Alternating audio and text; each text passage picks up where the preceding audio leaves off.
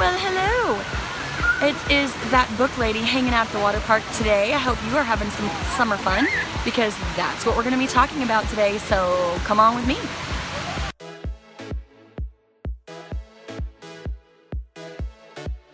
Hey you guys, my little wormies. So excited to see you again. I am at the water park today. Looking kind of like a drowned rat. Sorry that the hair is like all slicked back and all wet. And no makeup on because I've already been swimming. So I'm lounging around.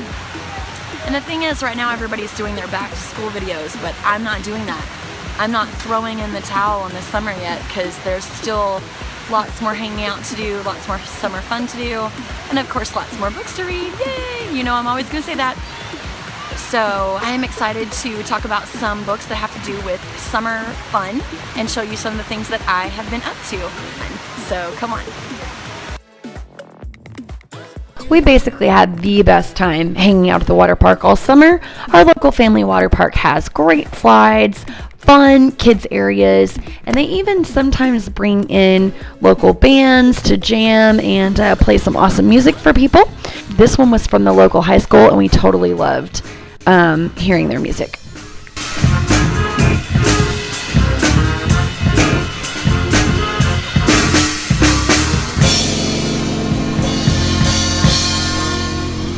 Big B and Little B were flip-flopping dolphins hanging out in the kids area all summer. And then as soon as they would tucker their little selves out, they would be laying lazy-like on their towels, eating out of the popcorn bucket. And speaking of popcorn, we got cake pops, we got popsicles. Any kind of summer snack seemed to have the word pop in it. We had other kinds of water fun as well. Check out this monster of a water beast that we put on our lawn. Check out Little B trying to make some waves on this thing. And of course Big B had to get his shot in as well. Check out the gigantic unicorn and peacock at my sister's house. Where was I? Hanging out with pineapples that dip their hair in Kool-Aid just like you did. We especially had fun getting to do sparklers. Once again, this was around July 4th, so we had so much fun because we're in the country and we can set off pretty much whatever we want. So it was time to get out the rockets, the sparklers, the flares, all that fun stuff, playing music and chilling with cousins and uncles and all the cool things to do around the holidays. So we love that. Can't wait for that to roll around again about New Year's Eve time.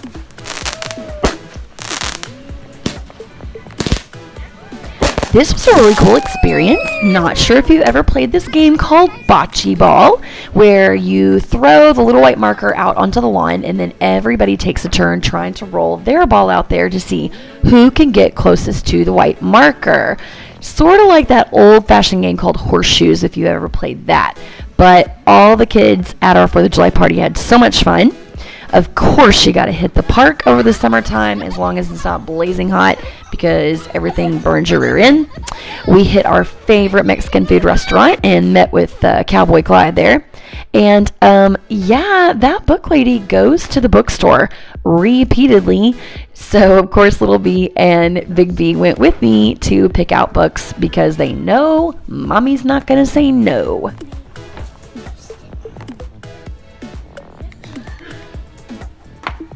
In fact, we had so much fun time over the summer, I didn't even notice that Little B learned how to drive and grew a mustache. Now, I don't think he was very happy about it because, after all, who wants to grow up? We went to VBS at church where we learned all about space and how big the galaxy is. We got to visit with all kinds of family. There's my sister. I, of course, filmed my first YouTube video ever. We got a new dog. Hopefully you've seen my Dex video. You know all about Dex. And, of course, did I mention going to the bookstore? Yeah. And check out my new shirt. That book lady. I like my new shirt with my wormy friends right there on the top. So now that you've seen some of the fun summer stuff that I've been up to, you know that I'm going to tie that in with some fabulous books. This is called The Raft. It is written and illustrated by LaMarche. It is a fabulous story about a boy who has to go spend summer vacation with his grandmother. He is not very enthusiastic about this. Have you ever had that feeling when your parents tell you you're going to do something and you're like, this is going to be the worst thing ever? That is exactly how this boy feels. Until he gets out into the country, the wilderness, he discovers this amazing raft. And it seems like this kind of magical find. And he uses this to have this amazing adventure all summer long. And they're like these really soft, beautiful pictures where he's painted and used, looks like colored pencil to me. And if you're into that kind of thing, you're gonna really, really love the pictures. If you're an animal lover, you really will love this. As you can tell, there's a lot of animal action going on. Some of you guys are absolutely thrilled down to your toes about all that. My next one you may be familiar with and you may not. I love this one because this is about a kid with an overactive imagination. I totally relate to that. Maybe some of you guys do too. But this is called How I Spent My Summer Vacation by Teague. This little boy has to give a report when he gets back to school about what he did over his summer vacation. You know what that's like, as you know, as soon as you get back, the teacher's like, now get out your paper and pencil, kids, because we're gonna write about what we did all summer. And you're like, ugh. So this guy just kind of, not saying makes it up as he goes, but maybe he embellishes the details a little bit in a really hilarious way. My middle grade novel today is called Charlie Joe Jackson's Guide to Summer Vacation. This is by Tommy Greenwald. It's illustrated by J.P. Couvert.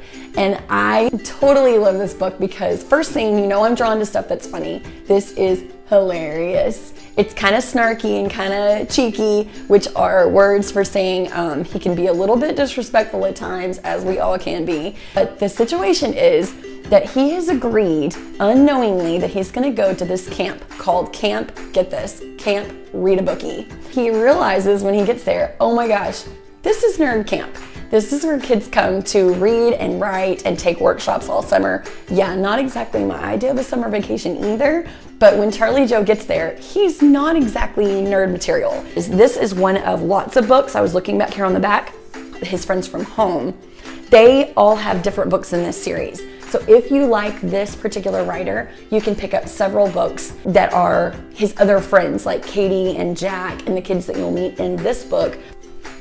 This excerpt that I'm going to read to you guys today is when Charlie Joe first gets to camp and he's really getting an idea of what it's going to be like. So chapter 1. I knew what the place was going to be like as soon as I saw the sign on the way into camp. Camp Read a Bookie, molding young minds since 1933. I'm sorry, but I don't want my mind to be molded. Mold is gross. It reminds me of that green stuff that grows on bread. I hate mold. I'd prefer my mind deep fried, sprinkled with powdered sugar, and covered in chocolate sauce. On the surface, Camp Read a Bookie looked like pretty much any other nice summer camp. It was actually a really nice place if you were able to forget about what you were there to do, which was read and write. I found myself standing with all the other campers in a giant circle around a flagpole. Because it was the first day, we had to do what was called the welcome ring, meaning we all held hands and sang the camp song, which was called Learning to Love and Loving to Learn. That's pretty much all you need to know about that song. I stared at Katie and Nareem, who were singing at the top of their lungs. Are you guys serious? I rolled my eyes and pretended to sing until finally the song ended. Then an extremely tall man with extremely short shorts stepped into the center of the circle. All the kids clapped until he put his hand up to stop them. They stopped immediately. Greetings! Welcome to Camp Read a Bookie, the tall man announced. Welcome back to those many familiar faces I see. And to those newcomers, please allow me to introduce myself.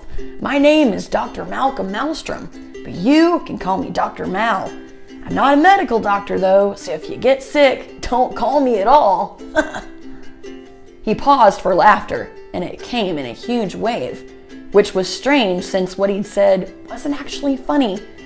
We're all excited for another wonderful season here at Read a Bookie, Dr. Mal continued. We've got many new surprises in store to make this our best summer ever. I looked at Katie as if to say, seriously? She looked back at me as if to say, behave. Dr. Mal glanced down at his clipboard. Before we go to our cabins to get settled in before dinner, I wanted to mention one last thing. He smiled like a dad who's about to give the most awesome present ever. This year, we'll be introducing the Read a Bookie Reward. This extraordinary honor will go to the one camper who best displays the camp's core values of integrity, community, and scholarship. The winner of the Read a Bookie Reward, Dr. Mal added, will be awarded a full scholarship to camp next year at absolutely no cost and will be admitted to the counselor training program when he or she reaches the appropriate age. The oohs and ahs turned into excited squeals of delight. Even Katie and Nareem were nodding happily. Sounds more like a punishment than a reward, I whispered a little too loudly. The girl on my left looked at me like I'd just eaten a plate of fried slugs. Katie tried to shush me, but it was too late. It turned out that Dr. Mal had really good hearing. He walked over to me. Hello, young man. I looked up at him. He was really tall, so his face was like a long ways up. Hello, sir. Call me Dr. Mal, he said, smiling. What's your name? Charlie Joe Jackson. Ah, yes, said Dr. Mal, nodding. Mr. Jackson, you come to us with a bit of a reputation. Thanks, I said, even though I was pretty sure it wasn't a compliment. I'm glad you're here, even if you consider it a punishment, said Dr. Mal, putting his hand on my shoulder. Can you tell me what it is you hope to learn here at Camp Read a Bookie? I said the first thing that popped into my head. I hope to learn how to read while napping.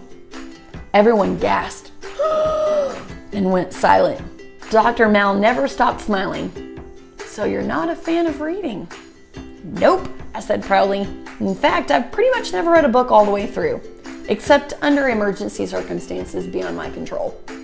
I expected the kids to laugh like they usually did when I made a joke. Instead, they all just stared at me. Some were even whispering to each other and pointing at me like, who is this guy? It was like I'd entered some kind of permanent opposite day where the dorks were the cool kids and the cool kids, or at least the funny kids, were the outsiders. You may find, Charlie Joe, that you're more like your fellow campers than you realize, he said. Then he looked me right in the eyes and said, we'll make you one of us yet. Make you one of us? Oh, please, I would never become one of them. But I started thinking, maybe I could make them one of me. I realized it would at least be a way to make the next 3 weeks bearable. I could help these kids change their ways. I could turn them into normal, non-reading people. I would save them from a life of dorkdom. Charlie Joe Jackson is about to turn this camp upside down, and you really need to read the rest of this book to find out what he's going to do. I will tell you that there is a scene involving barf and basketball that you don't want to miss.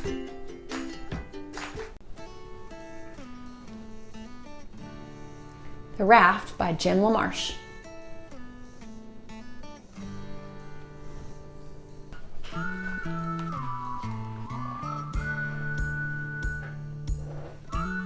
That afternoon, I stood in Grandma's yard and watched my dad drive away. Dust rose up behind our car as it disappeared into the pines. Well, we can't stand here all summer, said Grandma. Come on, Nikki, it's time for supper. Honey or maple syrup on your cornbread? Grandma asked. I don't like cornbread, I mumbled, poking my finger into the syrup pitcher when she wasn't looking. If you're going to do that, you better wash up first, she said. She had eyes in the back of her head. Bathroom's through there. I pushed the doorway curtain aside and walked into what would have been a living room in anyone else's house. Books were scattered everywhere. Ooh, Grandma and I would get along. On the tables, on the chairs, even on the floor. 3 of the walls were cluttered with sketches and stuffed fish and charts of the river. Several fishing poles hung from the 4th with a tackle box, a snorkel, and a mask on the floor beneath them. It looked like a river rat's workroom, all right, except that in the middle of everything was a half-finished carving of a bear. "Been carving that old fellow for years," Grandma called from the kitchen. "The real one hangs out at the dump. Now come get your supper before I feed it to him." Now this boy is dealing with being with Grandma and he is not very happy about it. But let me fast forward a little bit to a key moment here in this story. There it is. "Give it another try," said Grandma the next evening.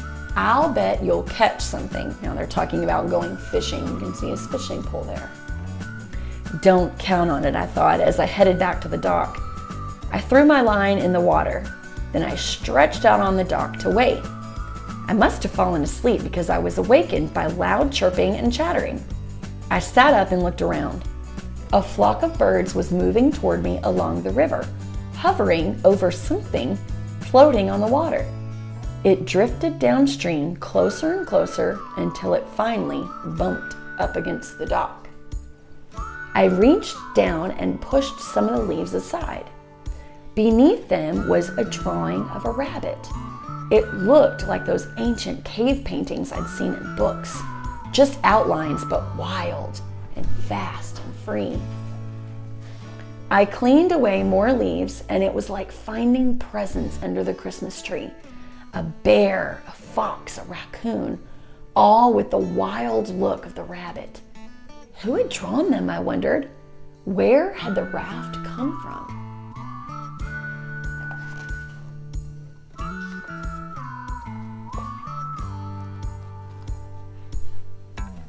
I was already down at the dock the next morning when Grandma appeared with a life jacket and a long pole.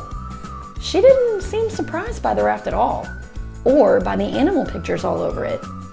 "How did you know?" I started. "Let's go," Grandma interrupted, tossing me the life jacket and stepping onto the raft. She pushed the pole hard into the river bottom and we moved smoothly into the current. "Your turn," she said after a few minutes. She showed me how to hold the pole and push, and I pulled us to the middle of the river. Even there, the water wasn't over my head. We pulled the raft up the river and then let it slowly drift back down. The birds kept us company the whole time, soaring, swooping, and singing. Some even landed on the raft and rode with us for a while. Hitchhikers, Grandma called them. This little boy has a lot of adventure ahead of him, and I'm kind of thinking that Grandma knows a little more than she's letting on. Great story, The Raft. Pick up a copy so that you can find out how far this raft takes this little boy. Look at the front. He looks quite changed on the front than how he started out, doesn't he? How I Spent My Summer Vacation by Mark Teague. When summer began, I headed out west. My parents told me I needed a rest. Your imagination, they said, is getting too wild. It will do you some good to relax for a while. So they put me aboard a westbound train. Woo-hoo! There it comes. You can hear that steam coming out of there. To visit Aunt Fern in her house on the plains. Look what's coming. It's about to get exciting. But I was captured by cowboys, a wild-looking crowd. Their manners were rough and their voices were loud. Yep, yep, ho! Ride those horses. Look at them scooping him right up. Do you think that really happened? I'm trying to get to my aunt's house, I said, but they carried me off to their cow camp instead. Sitting around the campfire. The cattle boss growled as he told me to sit. We need a new cowboy. Our old cowboy quit. We could sure use your help. So what do you say? I thought for a minute, then I told him, okay. Then I wrote to Aunt Fern so she'd know where I'd gone. I said not to worry, I wouldn't be long. Oh my goodness. There are seriously some things that are gonna happen with this kid. If it's already this exciting and he just started the story, imagine where it's gonna go. You definitely need a copy of How I Spent My Summer Vacation by Mark Teague.